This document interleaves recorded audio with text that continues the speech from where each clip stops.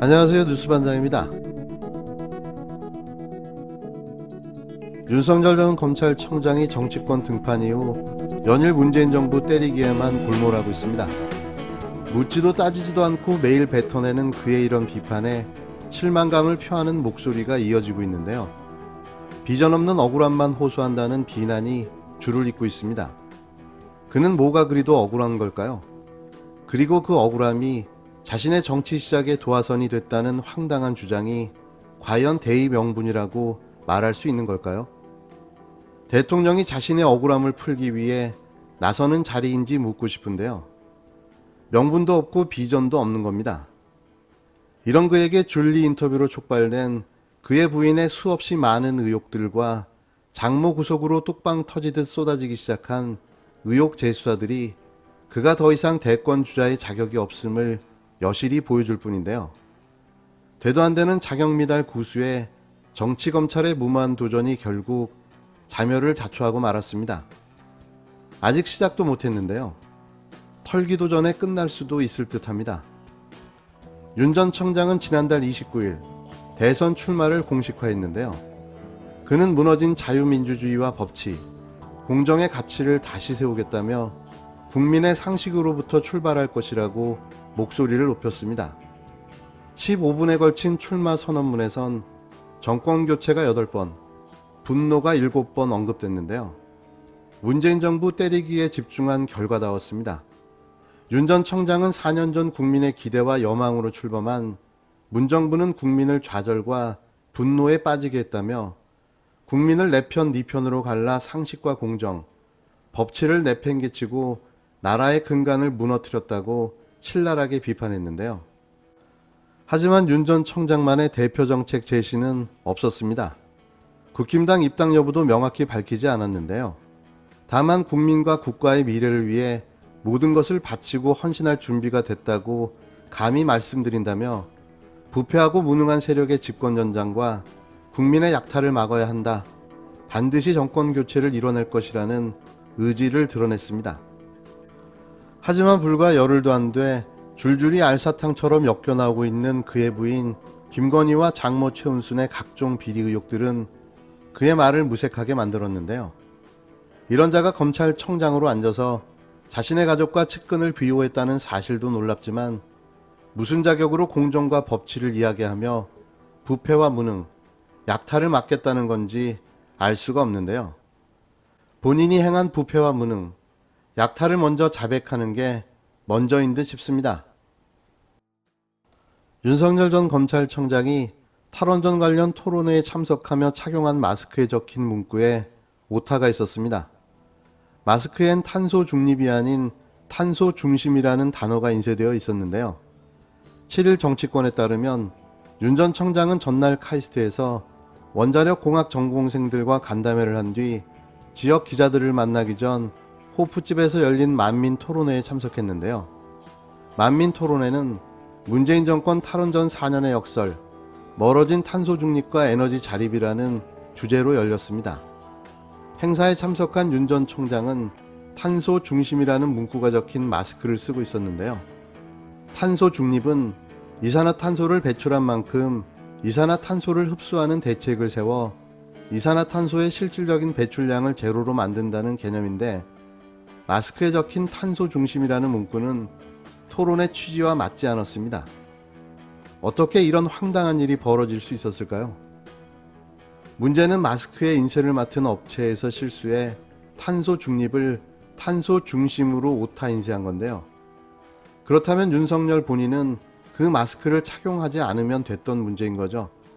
그의 현실 인지 능력과 상황 대처 능력을 보고 있자면 이건 무슨 꼭두각시인가 싶을 정도인데요. 이런 사리분별력을 가진 사람이 대통령을 할 수 있을까요? 몰랐다면 한심한 거고 알면서도 마스크를 착용했다면 그건 더 심각한 문제인데요. 탄소 중심, 어쩌면 그가 원했을 수도 있다는 생각을 해보는데요. 원전을 그토록 사랑하는 사람이 탄소라고 사랑하지 않을 리 없지 않을까요? 물론 개인적인 생각이었습니다. 지난 7일부터 쏟아지기 시작한 윤석열 부인 김건희에 대한 의혹들, 일명 처가 리스크가 폭풍처럼 정치권을 강타했습니다. 악재도 이런 악재가 없는데요. 국민대 박사 논문 표절 의혹부터 도이치모터스 주가 조작 사건의 또 다른 비리, 그리고 이어진 삼성과의 커넥션 의혹까지 점입 가경으로 치닫는 윤석열 일가를 둘러싼 범죄 의혹들은 과연 윤석열이 자격조차 있는지 다시 묻지 않을 수 없습니다. 그중 가장 눈에 띄는 범죄 의혹은 김건희 씨가 도이치모터스로부터 신주 인수권을 헐값으로 매수하고 사모펀드에 되팔아 큰 수익을 거뒀다는 보도였는데요.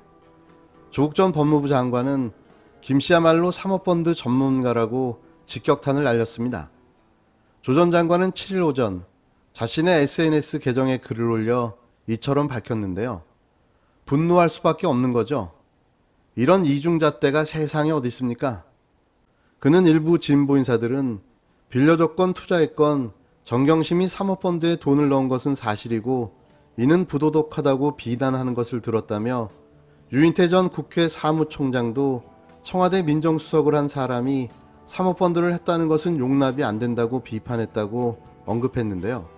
그러면서 그랬던 이들이 김 씨가 도이치모터스로부터 신주 인수권을 헐값으로 매수하고 이를 사모펀드에 되팔아 82.7%의 수익률을 거둔 것에 대해서는 입을 닫는다며 또는 합법적 투자라고 옹호해주고 있는지 모르겠다고 일갈했습니다.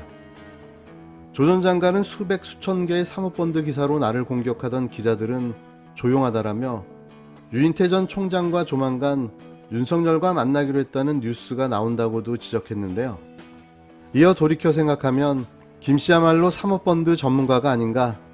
윤석열 씨는 기억하는지 모르겠다. 사모펀드는 사기꾼이나 하는 짓이라고 박상기 장관께 했던 자신의 발언을이라고 말하며 검찰당 당수 출신 유력 대권 후보의 지엄한 판단이었는데 검찰은 무엇 하는가라고 꼬집었습니다. 이에 덧붙여 조범동 판결에서 법원은 검찰이나 언론의 주장과는 달리 정경심은 사모펀드를 운영하던 시조카에게 돈을 빌려준 것이라고 판단했다며 이 대여는 민정수석이 되기 전 교수 시절에 이루어졌다고 강조했는데요.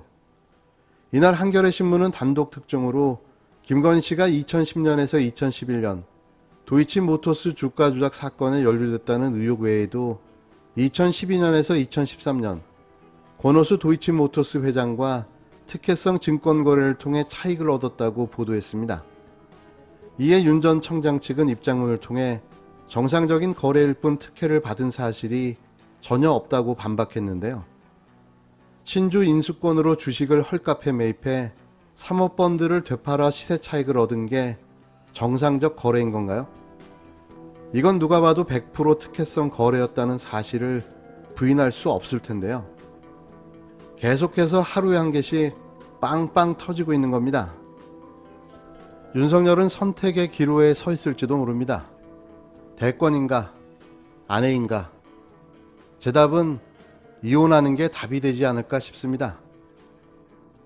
예를 들면 본인이 살았던 크로비스타 문제는 이제 좀 이상한 지점이 자연스럽지 않은 지점이 있긴 있습니다. 아주 간단하게 한 가지만 짚어보자면 원래 여기 3층에 본인 명의 집이 있었어요. 근데 그 집을 전세를 줍니다. 삼성전자에. 삼성전자는 직원용이었다고 해명한 상황이고 자기 명의 3층은 전세를 주고 본인은 같은 층 17층 전세를 마련해요. 그런 많은 사정이 있을 수도 있는데 일반적이지는 않죠. 네, 자기 살던 집을 삼성전자에 전세를 주고 자기는 17층에 전세를 얻어서 살게 됩니다. 이런 식으로 이 자연스럽지 않은 지점들이 있고 그 지점들에 또 하필이면 재벌이 등장하다 보니까 전세권에 그걸 추적하는 언론도 있습니다.